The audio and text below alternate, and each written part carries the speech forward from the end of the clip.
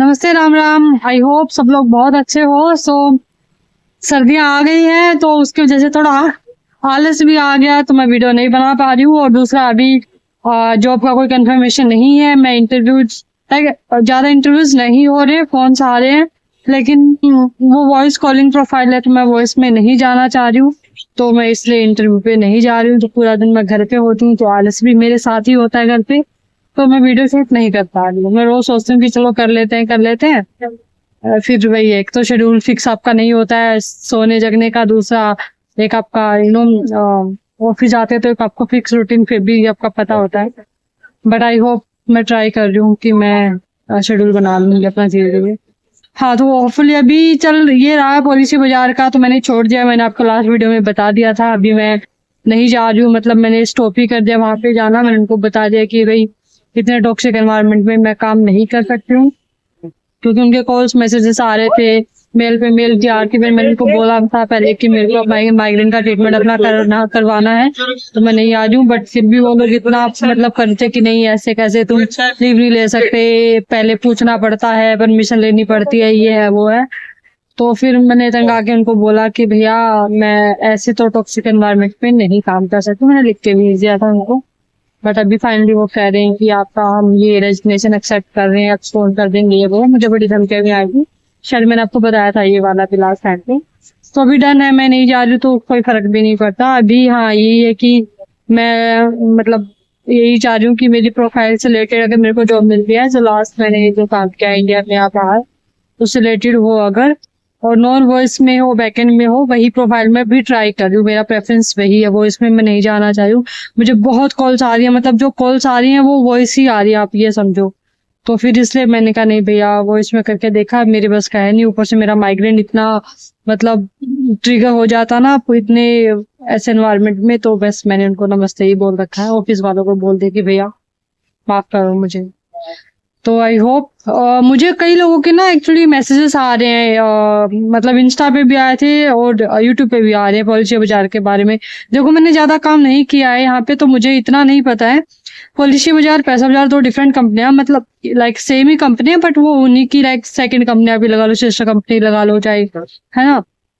तो इसमें बहुत सारे प्रोसेस होते हैं, सब प्रोसेस सेम नहीं होते हैं, सारे प्रोडक्ट सेम नहीं होते हैं। तो ऐसा नहीं है लाइक मेरा जो प्रोफाइल था, क्योंकि सेल्स होता है, सेल्स में आप सबको पता है कि प्रेशर होता है, स्ट्रेस होता है, कॉलिंग प्रोफाइल है आपका, पूरा दिन आपको कॉलिंग ही करनी है। मतलब ऐसा नहीं है कि आपको क्लाइंट मीटिंग करनी है, बाहर जाना होता है, ऐसा कोई काम नहीं आपका मिलेगा।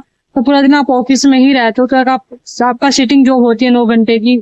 9 घंटे नहीं, मतलब 10-11 घंटे लगा लो आप, ठीक है, कम से कम भी ये होता है आपका। दूसरा लोग तो 12-12, 13-13 घंटे भी काम करते हैं, तो एक आपका एनवायरनमेंट वैसे ही टॉक्सिक हो जाता है। दूसरा, मैनेजमेंट भी बहुत इंपॉर्टेंट आपका होता है। अगर मैनेजमेंट उसी तरीके से नहीं चलता है तो वो आपके लिए चीजें और वर्स्ट हो जाती है। तो डिपेंड करता है। मैं ये नहीं करूंगी कि कंपनी ही बेकार है, लोग ही ऐसे हैं। भाई देखो, मेरा जो प्रोफाइल था सेल्स का, क्योंकि मैंने पहले सेल्स में काम किया, तो मुझे पता है ये चीजें होती हैं। बट हाँ, कम होंगी, ज्यादा होंगी। मैनेजमेंट कैसा है, मैनेजर्स आपके कैसे हैं, सुपरवाइजर, टीम लीडर्स आपके कैसे हैं, वो ऑल ओवर, क्योंकि उन्हीं लोगों के साथ आपको काम करना होता है ना, तो उनकी अंडरस्टैंडिंग कैसी है, कोऑपरेट कितना वो लोग करते हैं, तो उस हिसाब से भी डिपेंड करता है कि आप कितना टाइम कंपनी में रुक सकते हो और कितने टाइम तक वहां पे अपना काम भी अच्छा कर पाओगे। क्योंकि सेल्स में अप डाउन चीजें चलती रहती है, बट वहाँ के लोगों पे डिपेंड करता है। तो वहाँ किसी चीज का हो सकता है लोग अच्छे हों, ऐसे भी प्रोफाइल्स होते हैं।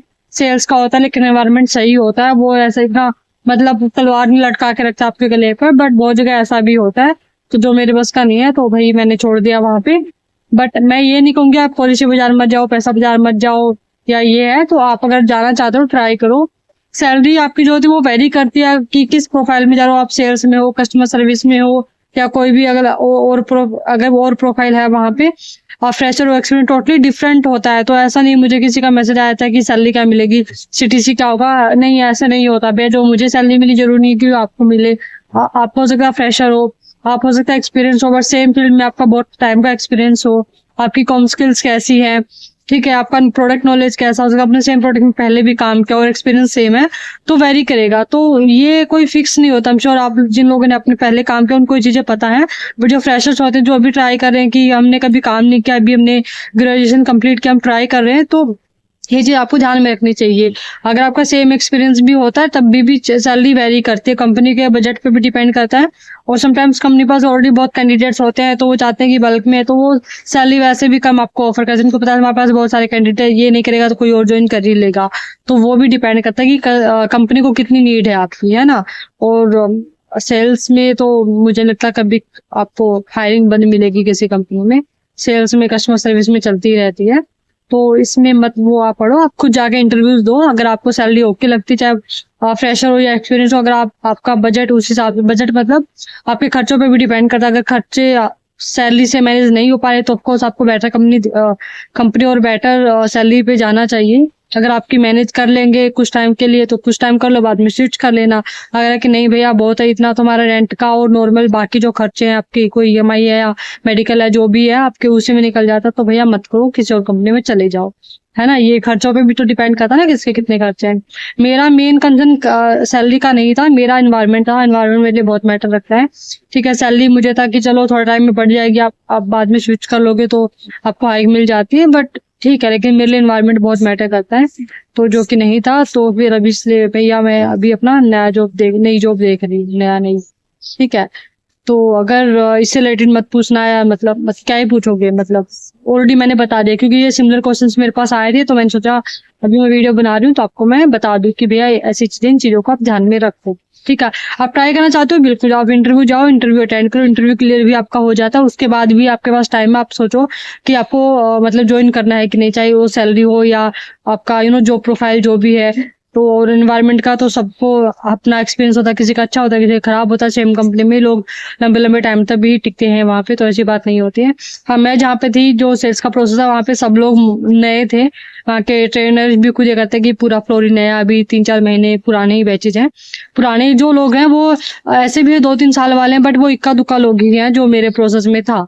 ठीक है, बाकी सब लोग नए लोग थे, 2-2 3-3 महीने पुराने बैच से। मेरी टीम में जितने भी लोग थे वो सबको 2 महीने अभी हुए थे। जब मैंने ज्वाइन किया था तब वो उनका 1.5 महीना 2 महीना कंप्लीट होने वाला था, ऐसे लोग थे। तो मतलब ऐसा होता है सेल्स में, तो वैसे भी लोग जाते ज्यादा है, मतलब फायरिंग भी उस हिसाब से होती रहती है, चाहे वो कोई भी कंपनी हो।